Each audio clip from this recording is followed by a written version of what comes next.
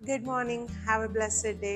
ప్రియ సహోదరి సహోదరుడా, మనం ఎవరితోనైనా మాట్లాడాలని అనుకున్నప్పుడు, మనం ఎవరితోనైనా కమ్యూనికేట్ చేయాలనుకున్నప్పుడు, వారికి కాల్ చేయాలనుకున్నప్పుడు, మనం అనుకునే వ్యక్తి ఎవరితోనైతే మనం మాట్లాడాలనుకుంటా ఉన్నామో ఆ వ్యక్తితో మాట్లాడితే చాలా బాగుంటుంది కదా. వారిని సంప్రదించడము, వారితో డైరెక్ట్గా మాట్లాడితే బాగుంటుంది. కానీ ఒకవేళ మీడియేటర్ ఉన్నారనుకోండి, ఎవరైనా మధ్యవర్తిగా ఉన్నారనుకోండి, అప్పుడు చాలా ప్రాబ్లం అవుతూ ఉంటుంది కదా. ఎందుకంటే మనం ఈ మధ్యవర్తికి ఫోన్ చేసి ఒక మాట చెప్తాము, ఆ మధ్యవర్తి ఫోన్ చేసి అవతల వ్యక్తికి ఇంకొక మాట చెప్పేస్తూ ఉంటాడు. చాలా మిస్అండర్స్టాండింగ్స్ వస్తూ ఉంటాయి.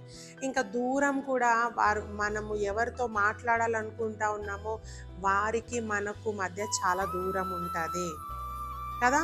మనం డైరెక్ట్గా కాంటాక్ట్ అయినప్పుడు మన ఉన్న ఆలోచనలన్నీ మనము చక్కగా షేర్ చేసుకోగలుగుతాం. కానీ మధ్యవర్తి ఉన్నప్పుడు మనము సరిగ్గా షేర్ చేసుకోలేము. Yes are no. అండ్ ఆ సంతోషం కూడా ఉండదు. పలానా వ్యక్తితో నేను మాట్లాడననే సంతోషం కూడా ఉండదు. ఎందుకంటే అన్నీ మధ్యవర్తికి చెప్పాలా, ఆయనకు ఎప్పుడు చెప్తాడో మనకు తెలీదు. సో ఇట్స్ ఎ ప్రాబ్లమేటిక్ వే కదా. ఇది కష్టమైన పద్ధతి, కష్టమైన పరిస్థితి.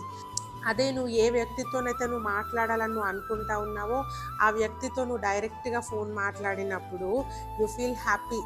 అరే, నేను డైరెక్ట్గా పలాన్ని వ్యక్తికి కాల్ చేశాను, ఈ యొక్క మాటలు నేను పంచుకున్నాను అండ్ కాన్వర్జేషన్ ముగిసిపోయిందని మనం హ్యాపీ ఫీల్ అవుతాము. ఇన్ ద సేమ్ వే, అదేవిధంగా పరలోకపు తండ్రి దేవునితో మనకు సంభాషించే అర్హత లేదు. పాత నిబంధన కాలంలో మనం చూస్తే ప్రవక్తలు దేవునితో మాట్లాడేవాళ్ళు, ఆ యొక్క దేవుని యొక్క మాటలు తిరిగి ప్రజలకు తెలియజేసేవాళ్ళు.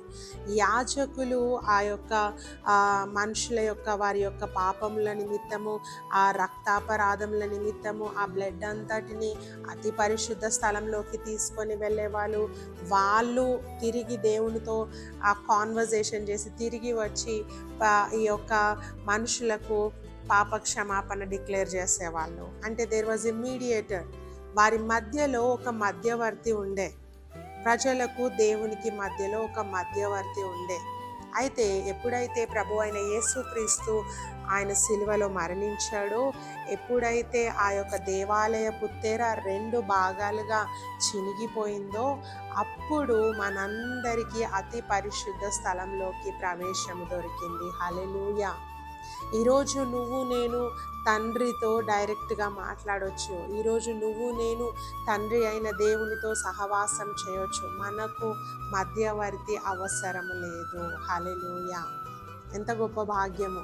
ఈరోజు దేవుడు మన యొక్క ప్రైజెస్ వింటా ఉన్నాడు, మన యొక్క వర్షిప్ ఆరాధనను ఆయన వింటా ఉన్నాడు, మన బాధను వింటా ఉన్నాడు, మన విజ్ఞాపనలు వింటా ఉన్నాడు, మన ప్రార్థనలు వింటా ఉన్నాడు, మన అవసరతలు వింటా ఉన్నాడు. డైరెక్ట్గా, మధ్యలో ఎవ్వరు మధ్యవర్తులు లేరు. దేవుని వాక్యాన్ని చదువుకుందాం. మత్తయి సువార్త 7, 10, 11 చదువుకుందాం. మీరు చెడ్డవారై ఉండి మీ పిల్లలకు మంచి ఈవులనీయనెరిగి ఉండగా పరలోకమందున్న మీ తండ్రి తన్ను అడుగు వారికి అంతకంటే ఎంతో నిశ్చయముగా మంచి ఈవులను ఇచ్చును. హల్లెలూయా. వాక్యం చెప్తా ఉంది, ఇహలోకపు తండ్రులు చెడ్డవారైనప్పటికీ వారు పిల్లలకు మంచివి ఇవ్వాలనుకుంటారు కదా. వాళ్ళు రాయిని అడిగితే రొట్టెనిస్తారా, చేపను అడిగితే పామునిస్తారా అని వాక్యం చెప్తా ఉంది. ఇవ్వరు కదా. ఈ లోకపు తండ్రులే పిల్లల్ని అంత శ్రద్ధగా పెంచినప్పుడు, అంత ప్రేమించినప్పుడు, వాళ్ళు అడిగిన వాటికంటే ఉన్నతమైనవి వారికి ఇస్తున్నప్పుడు పరలోకపు తండ్రి అంతకంటే శ్రేష్టమైన ఈవులనిచ్చును. హల్లెలూయా. ఈరోజు నువ్వు డైరెక్ట్గా తండ్రితో మొరపెట్టొచ్చు. నువ్వు డైరెక్ట్గా నీకేం కావాలో దేవుణ్ణి అడగొచ్చు. నువ్వు మోకరించి దేవుని సన్నిధిలో నీ యొక్క రహస్యమైన నీ రూమ్లో నువ్వు అన్ని డోర్స్ వేసుకొని నువ్వు ఏకాంతంగా ప్రభువుతో ప్రార్థనలో గడిపినప్పుడు, నువ్వు మొరపెట్టినప్పుడు ఆయన వింటాడు. మనకు మధ్యవర్తి అవసరం లేదు. టాక్, నువ్వు దేవునితో మాట్లాడు, దేవునితో ప్రార్థనలో సమయం గడుపు, ఆయనను ఆరాధన చేయి, ఆయనను ఘనపరచు, ఆయనను మహిమపరచు, కృతజ్ఞతాస్తుతులు చెల్లించు. నీ మొర అంతా, నీ బాధ అంతా దేవునికి వర్ణించు.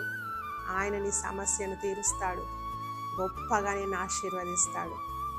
అతి కృప దేవుడు మనందరికీ దయచేయను గాక. God bless you all.